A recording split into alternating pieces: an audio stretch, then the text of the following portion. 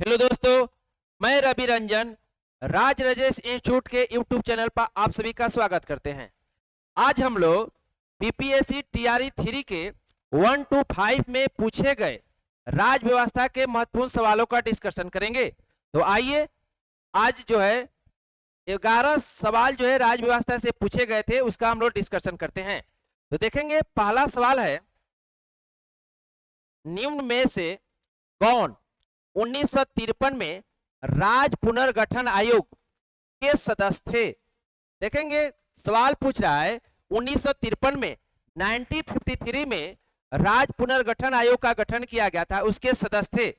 Option है के M Panicker, हृदय नाथ कुंजरू, फजल अली, उपरोक्त में से एक से अधिक, उपरोक्त में से कोई नहीं। तो देखेंगे, फजल अली आयोग का गठन 1953 में हुआ था, जिसमें 3 सदस्य थे। तो आंसर हो जाएगा एक से अधिक।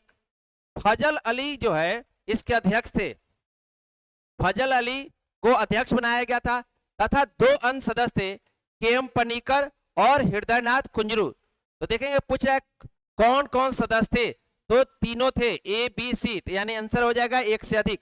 देखेंगे, फजल अली आयोग का गठन 1953 में हुआ था, जिन्होंने 1955 में 1955 में अपना रिपोर्ट दिया था, और फजल अली आयोग ने 16 राज्य और 3 केंद्र शासित प्रदेश बनाने का सिफारिश किया था, जिसे संसद के द्वारा 1956 में राज पुनर्गठन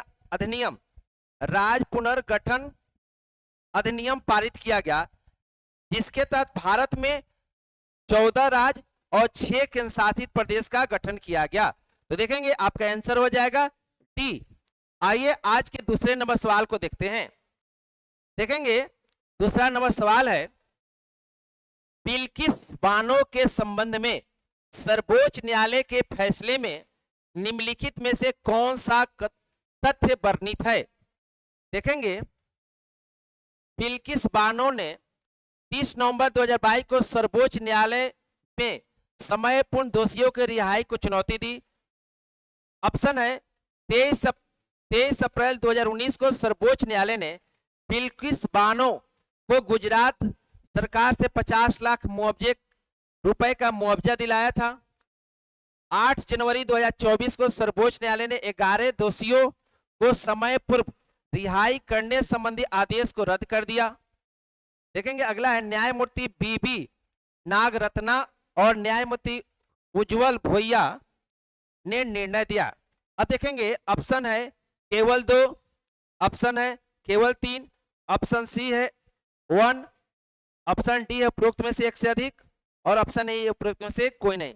तो देखेंगे, बिल्किस बानो ने ए वाला ऑप्शन सही है, 30 नवंबर 2022 को सर्वोच्च न्यायालय में चुनौती दिया था। ये भी सही है, 23 अप्रैल 2019 को सर्वोच्च न्यायालय ने बिल्किस बानो को गुजरात सरकार से 50 लाख रुपए का मुआवजा दिलाया था।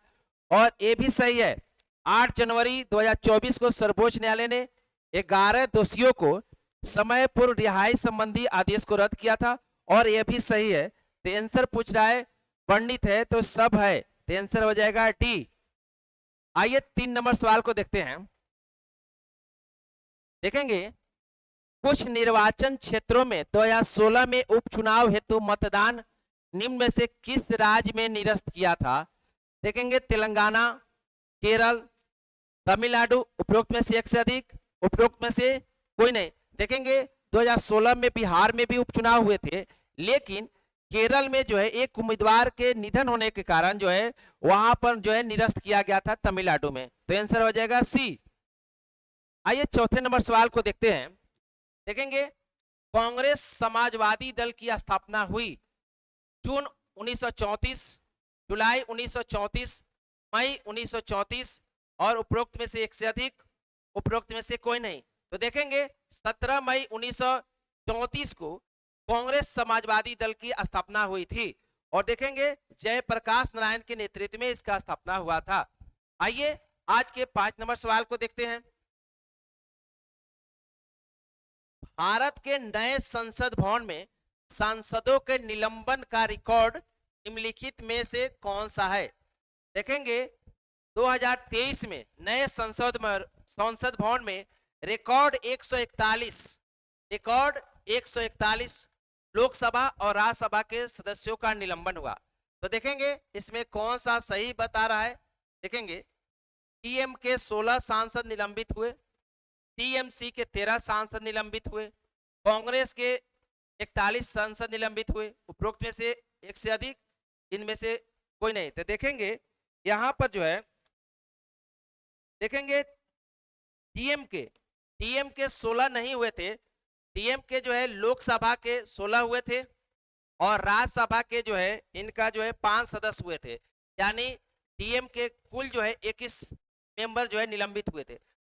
संसद भवन में सांसदों पूछ रहा है, तो इसमें लोकसभा और राज्यसभा दोनों ध्यान रखना है, तो सिर्फ 16 एक गलत है।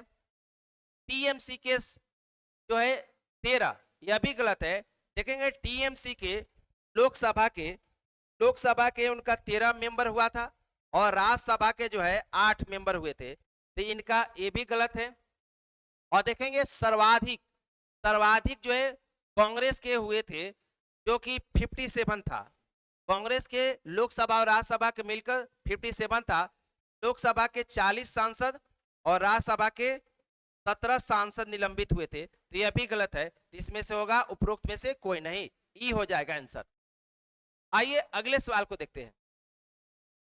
देश में मतदाता सत्यापित कागज लेखा परीक्षण विचरण बीबीपीएटी निम्न में से किस वर्ष अस्तित्व में आया? देखेंगे भारत में 2004 के 14वीं लोकसभा में पहली बार ईवीएम का प्रयोग किया गया था। देखेंगे ईवीएम का प्रयोग सबसे पहले पूछेगा तो 1999 में गोवा विधानसभा में सबसे पहले ईवीएम का प्रयोग हुआ था। लेकिन वीवीपैट की बात कर रहा है तो भारत में वीवीपैट का प्रयोग सबसे पहले 2013 में उत्तराखंड में हुआ था। अगर वहीं पूछे लोकसभा चुनाव में तो 17वीं लोकसभा चुनाव 2019 में पहली बार वीवीपैट का प्रयोग हुआ था। यही पूछ रहा है वीवीपैट, तो सबसे पहले 2013 में प्रयोग हुआ था उत्तराखंड में। आइए आज के अगले सवाल को देखते हैं। देखेंगे पूछ रहा है निम्न में से कौन भारतवर्ष के प्रथम निर्विरोध एवं सर्वसहमति से निर्वाचित राष्ट्रपति हुए?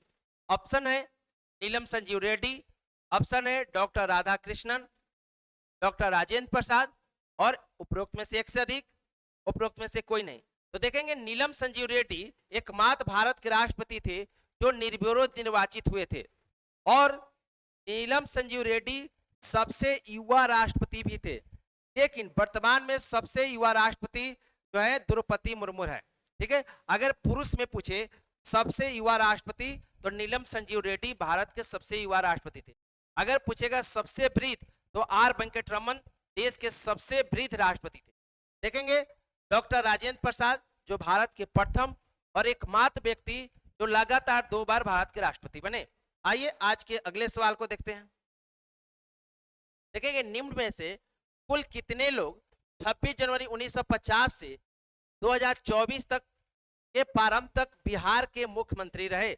देखेंगे ऑप्शन है केवल 23 लोग, ऑप्शन बी है केवल 25 लोग, ऑप्शन सी है केवल 21 लोग, ऑप्शन डी है उपरोक्त में से कोई नहीं, उपरोक्त में से एक से अधिक। तो देखेंगे अब तक 1950 से 2024 तक अब तक 23 लोग बिहार के मुख्यमंत्री रह चुके हैं। देखेंगे अगला, प्रधानमंत्री लाल बहादुर शास्त्री ने भारतीय राष्ट्र के आधारभूत मूल्यों एवं उद्देश्यों को चुनौती देने वाले निम्न में से किन मुद्दों का सामना किया था? ऑप्शन है सामाजिक एवं आर्थिक रूपांतरण हेतु अन्न की कमी, ऑप्शन बी है 1965 में पाकिस्तान के साथ युद्ध, दक्षिण में हिंदी विरोधी आंदोलन, और उपरोक्त में से एक से अधिक, और उपरोक्त में से कोई नहीं। तो देखेंगे ऑप्शन ए भी सही है, बी भी सही है, सी भी सही है, तो आंसर हो जाएगा डी यानी एक से अधिक। आइए आज के अगले सवाल को देखते हैं। देख रहे हैं कह रहा है निम्न में से किस संविधान संशोधन ने भारत न्यायपालिका को संसद के अधीन बना दिया? भारत संसद ने किस संविधान संशोधन के द्वारा भारत के जो न्यायपालिका को संसद के अधीन कर दिया? ऑप्शन ए है 42वें संविधान संशोधन, देखेंगे 1976 में हुआ था, जिसे मिनी संविधान संशोधन के नाम से जानते हैं। 43वें संविधान संशोधन देखेंगे 1977 में हुआ था। 40वें संविधान संशोधन 1976 में ही हुआ था। उपरोक्त में से एक से अधिक, उपरोक्त में से कोई नहीं। तो कह रहा है संविधान संशोधन ने भारत के न्यायपालिका को संसद के अधीन कर दिया। तो देखेंगे इसका आंसर होगा ई, उपरोक्त में से कोई नहीं। देखेंगे इंदिरा गांधी ने 24वें संविधान संशोधन के द्वारा 1971 में न्यायपालिका के जो है न्यायिक समीक्षा के पावर को कम किया था, एक 24वें संविधान संशोधन 1921 के द्वारा। इसमें आंसर हो जाएगा ई, उपरोक्त में से कोई नहीं। आइए आज के अंतिम सवाल को देखते हैं। भारत के संविधान की प्रस्तावना न्याय की गारंटी देती है। इसका तात्पर्य है कि भारत अपने जनमानस को अनुमति देता है। ऑप्शन ए है अपने प्रतिनिधियों के निर्वाचन की, ऑप्शन बी है कुछ मूल अधिकार रखने की, निर्णय निर्माण में भागीदारी की, उपरोक्त में से एक से अधिक, उपरोक्त में से कोई नहीं। तो देखेंगे संविधान के प्रस्तावना में, देखेंगे इस सवाल का हम लोग डिस्कशन किए थे। प्रस्तावना जो हम डिस्कशन कराए थे उसमें बताए थे संविधान के प्रस्तावना में 3 प्रकार के न्याय की बात की गई। वो कौन कौन न्याय है? देखेंगे 3 प्रकार के न्याय की बात की गई थी। एक था सामाजिक न्याय, जिसे सोशल जस्टिस कहते हैं, सामाजिक न्याय,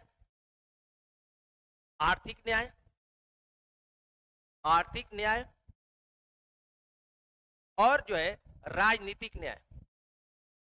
और देखेंगे भारत के संविधान में ये प्रस्तावना में जो 3 प्रकार के न्याय की बात हुआ है, यह जो है रूसी क्रांति से लिया गया है। रूसी क्रांति 1917 का नारा ही था सामाजिक न्याय, आर्थिक न्याय और राजनीतिक न्याय। तो देखेंगे यह जो है भारतीय जनमानस को क्या अनुमति देता है? अपने प्रतिनिधियों को चुनने का। यह राजनीतिक न्याय हो गया। राजनीतिक न्याय का मतलब होता है भारत के प्रत्येक नागरिक को अपने प्रतिनिधियों को चुनने का अधिकार है, चुनाव लड़ने का अधिकार है और अपने खुद का पार्टी बनाने का अधिकार है। देखेंगे मूल अधिकार रखने के, सामाजिक न्याय हो गया, इसमें मूल अधिकार हो जाएगा। ठीक है, ये कहा गया है कि सामाजिक न्याय में जो भारत में जाति, धर्म, लिंग, निवास स्थान के आधार पर किसी भी आधार पर किसी के साथ भेदभाव नहीं किया जाएगा, सामाजिक न्याय हो जाएगा। निर्णय निर्माण में भागीदारी, ये भी हो जाएगा। तो इसका आंसर हो जाएगा फाइनली आपका 1 से अधिक, यानी डी। तो देखेंगे 1 to 5 TR3 में राज्य व्यवस्था के महत्वपूर्ण 11 सवाल पूछे गए थे, जिसका हम लोगों ने डिस्कशन किया। फिर अगले क्लास में हम लोग 6 to 8 फिर 9, 10 का भी डिस्कशन कराएंगे, साथ ही साथ करंट अफेयर्स का भी डिस्कशन कराएंगे। आज के लिए इतना ही, धन्यवाद।